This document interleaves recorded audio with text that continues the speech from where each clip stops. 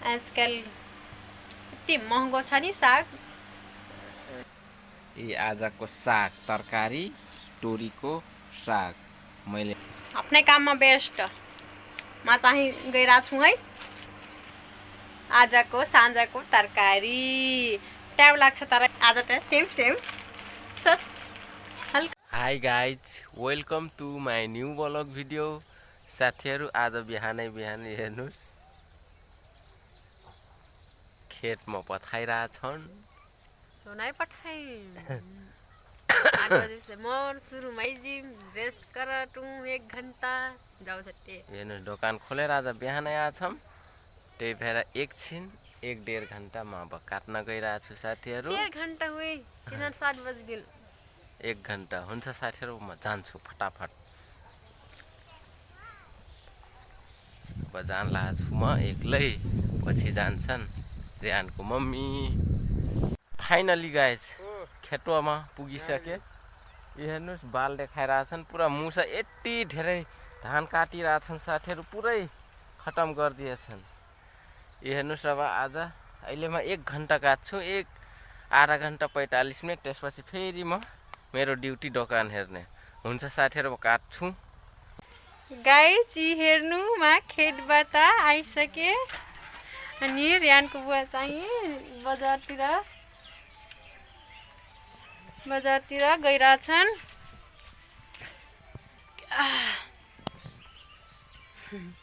Guys आउने बित्तिकै म लुगा धुन गइरहेछु। हेर्नु पुरै आउने बित्तिकै बुढा चाहिँ बजारतिर, म चाहिँ लुगा धुन गइरहेछु। हेर्नु यतै सोडा साबुन सबै राखेको हुन्छ।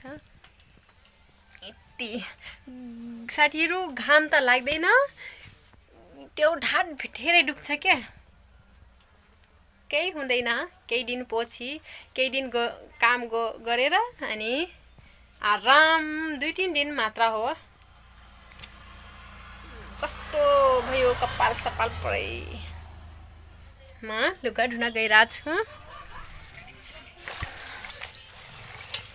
पुरै कस्तो गन्हाउँछ नि, त्यो फट्याङ्ग्रा किरा हुन्छ नि त्यस्तै सट गन्हाउँछ। अनि म बेसरी धुन गइरहेछु। एकदम खेतमा त हैरान, जाँगर लाग्दैन। घर आएपछि त सबै थकान मेटिहाल्छ यार, एकैछिनमा जाँगर जोस आइहाल्छ काम गर्नलाई। छोरा चाहिँ बेसरी खेल्दैछ। गाइज हेर्नु रियानको बुवा बजारबाट आइसक्नु हो सामान लिएर। ओ यति सामान छ। अन्डा लिन गथे हेर्नु। अनि साँझको सब्जी गाइजहरू साग। आजकल यति महँगो छ नि साग, खासै महँगो त छैन, 100 रुपियाँ केजी। हेर्नु आजको साँझको तरकारी टाइम लाग्छ तर यो साग उमाल्नु, धुनु, त्यसपछि फेरि उमाल्नु, फेरि धुनु, फेरि मुठी पार्नु, फेरि टाइमै लाग्छ। त्यही पनि मिठो लाग्छ के। कति मुठा? 3 मुठा छ गाइज। पुरै हेर्नु यति।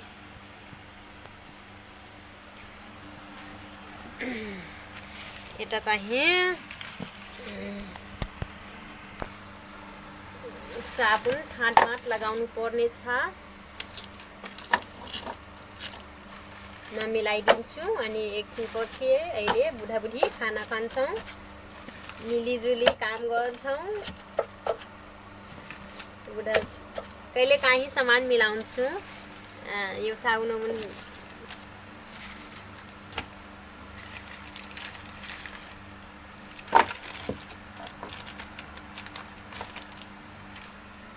हेर्नु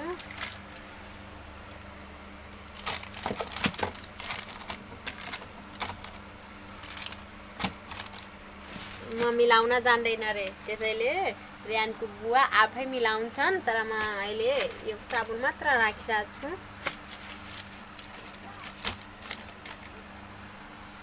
साँझको तरकारी आयो गाइज, मलाई त खुसी लाग्यो। अबिन कहाँ खैला दुखान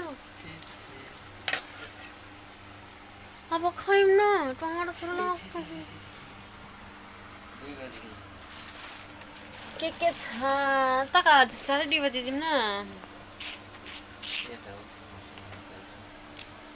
निकाल न साग हेर्नु सामान मिलाइरहेछन्। अहिले खाना खान्छौँ।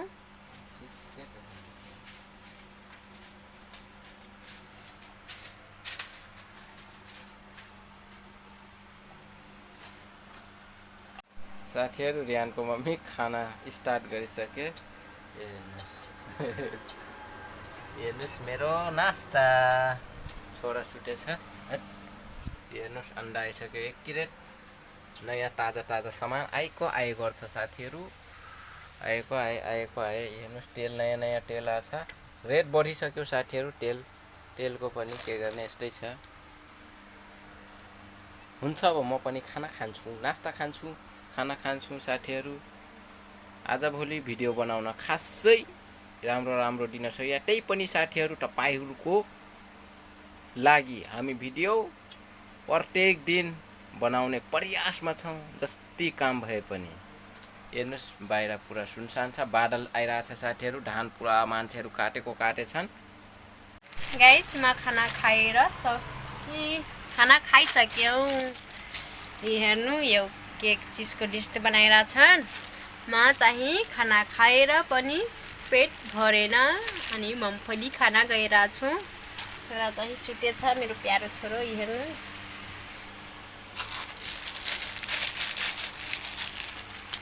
एकदम जोरले मूंगफली खान मन लागिरहेछ।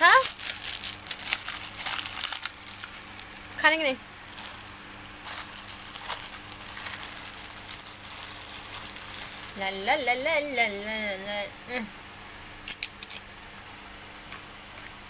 यति मिठो लाग्छ नि आजकल मूंगफली। झन् जाडो भएपछि त झनै मिठो।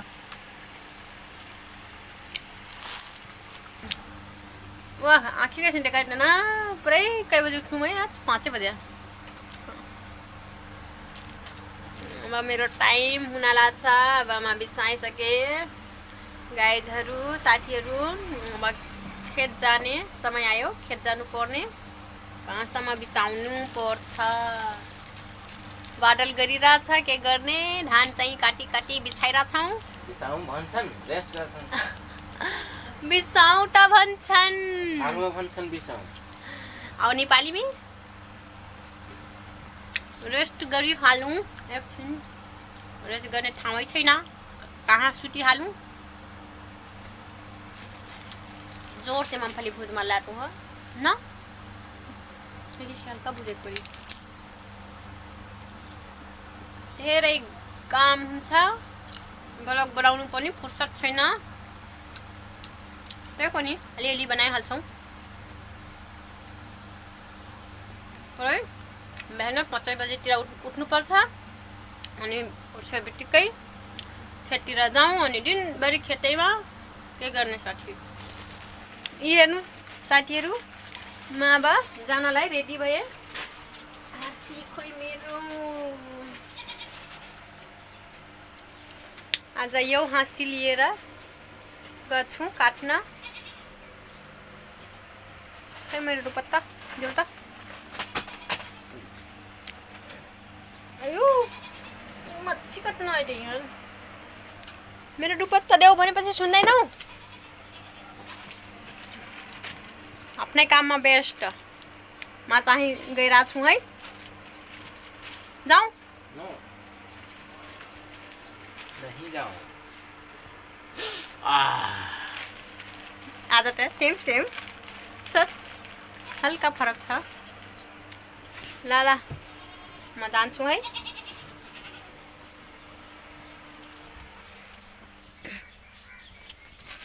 मुम्फली खाँदै अनि जाँदै गर्छु गाइजहरू। हुन्छ बुढाला म जाउँ। साथीहरू गाह्रै छ, सबभन्दा गाह्रो बच्चालाई हेर्दा हुन्छ। मिन्टो नै लागत गाह्रो हो। त्यही भएर साथीहरू ब्लग पनि टाइममा आउँछ हामी तपाईँहरूलाई के भन्छन् दुखी पार्दैनौँ। हामी जति मेहनत गरे पनि हामीलाई दुःख भए पनि तर तपाईँहरूलाई हामी खुसी पार्नेछौँ। फाइनली साथीहरू अब बुढी जान लाग्छन् धान काट्न, म चाहिँ दोकान हेर्छु, छोरालाई हेर्छु अनि भिडियो पनि मिक्स गर्नुहुन्छ साथीहरू। गर्नु न यान्सुलाई कम्प्युटर। हेर्नुहोस् साथीहरू भर्खर मैले सामान ल्याएँ अनि ताजा ताजा त्यसपछि बाहिर मिलाएर राखेँ। हेर्नुहोस् अब बुढी चाहिँ जान लाग्छन्। अब हँसिया लिएर ऊ हेर्नुहोस् मुम्फली खाँदै हँसिया लिएर गइसके बुढी। अब धान काट्न साथीहरू छोरा चाहिँ सुतेछ, खोकी लागिरहेछ छोरालाई। यही पङ्खा चल्दैछ साथीहरू, पङ्खा चालु छ।